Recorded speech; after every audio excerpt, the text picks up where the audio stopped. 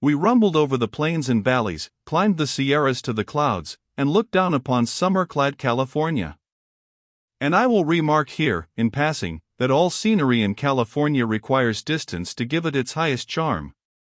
The mountains are imposing in their sublimity and their majesty of form and altitude, from any point of view, but one must have distance to soften their ruggedness and enrich their tintings. A Californian forest is best at a little distance, for there is a sad poverty of variety and species, the trees being chiefly of one monotonous family: redwood, pine, spruce, fir, and so. At a near view there is a wearisome sameness of attitude in their rigid arms, stretched downward and outward in one continued and reiterated appeal to all men to don't say a word, you might disturb somebody. Close at hand, too, there is a reliefless and relentless smell of pitch and turpentine. There is a ceaseless melancholy in their sighing and complaining foliage. One walks over a soundless carpet of beaten yellow bark and dead spines of the foliage till he feels like a wandering spirit bereft of a footfall. He tires of the endless tufts of needles and yearns for substantial, shapely leaves. He looks for moss and grass to loll upon, and finds none, for where there is no bark there is naked clay and dirt, enemies to pensive musing and clean apparel. Often a grassy plain in California is what it should be, but often, too, it is best contemplated at a distance, because although its grass blades are tall, they stand up vindicatively straight and self-sufficient, and are unsociably wide apart, with uncomely spots of barren sand between. One of the queerest things I know of is to hear tourists from the States go into ecstasies over the loveliness of ever-blooming California. And they always do go into that sort of ecstasies. But perhaps they would modify them if they knew how old Californians, with the memory full upon them of the dust-covered and questionable summer greens of Californian verdure, stand astonished, and filled with worshipping admiration, in the presence of the lavish richness, the brilliant green, the infinite freshness, the spendthrift variety of form and species and foliage that make an eastern landscape a vision of paradise itself.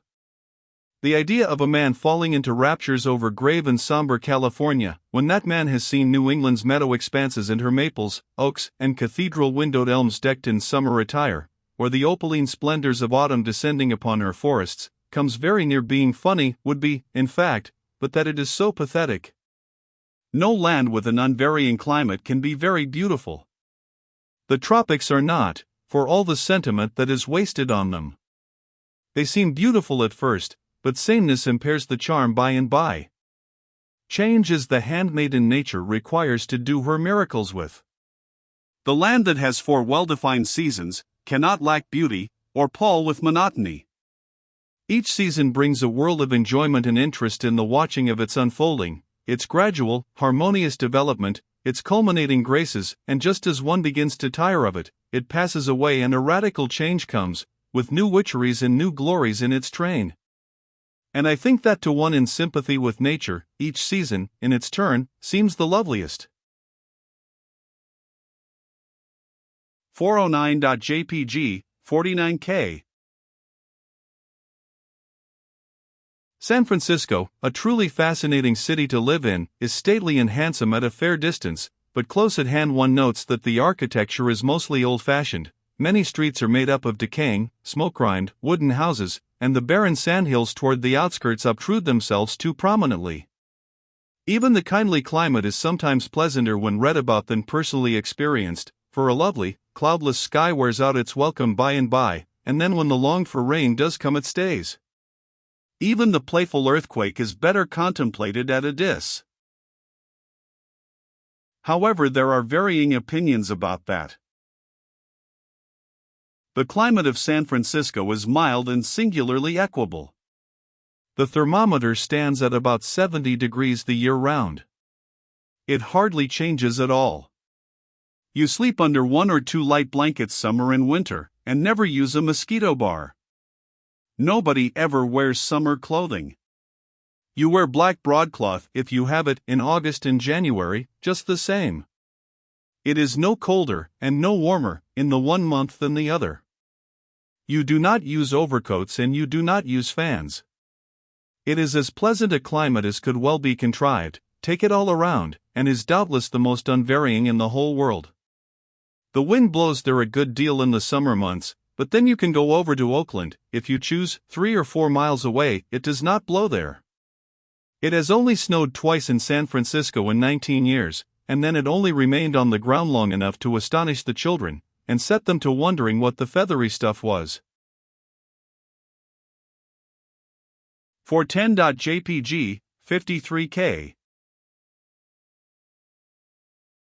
During 8 months of the year, straight along, the skies are bright and cloudless, and never a drop of rain falls.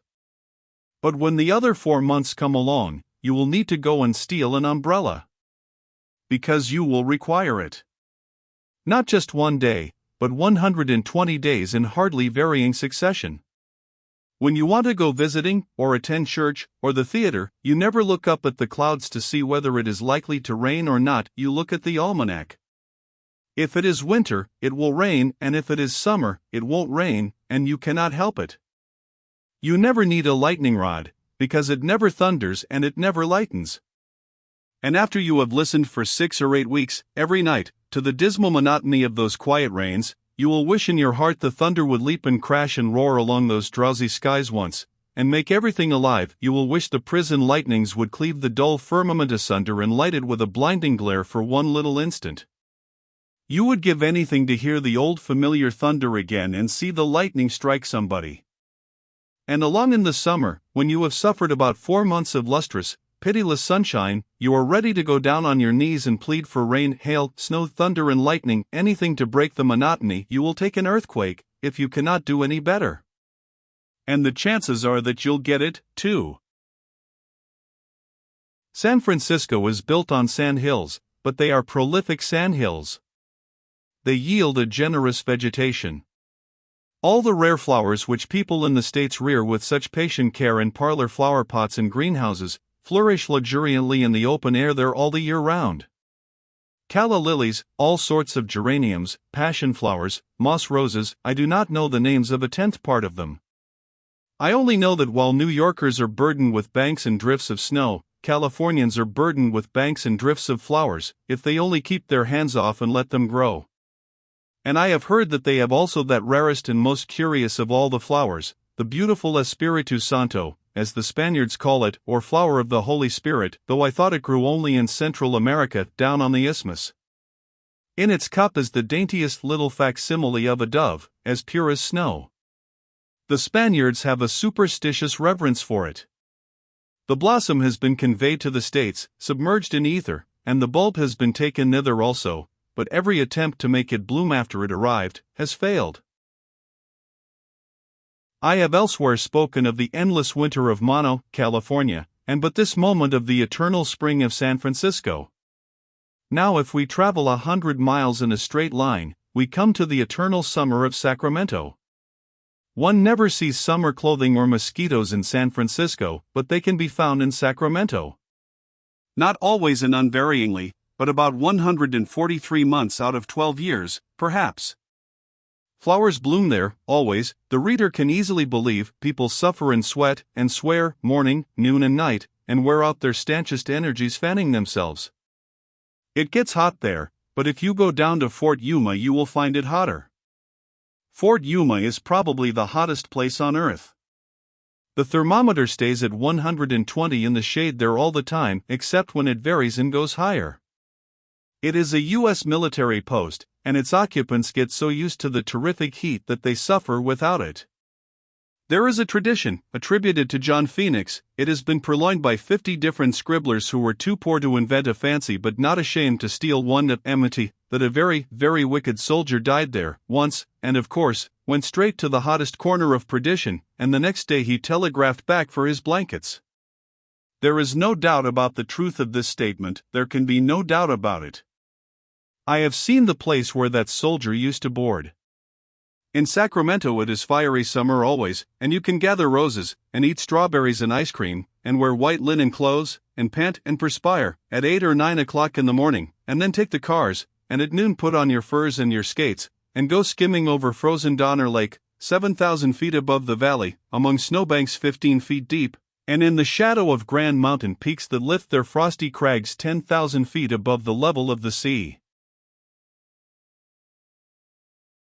For 13.jpg, 94K. There is a transition for you. Where will you find another like it in the Western Hemisphere?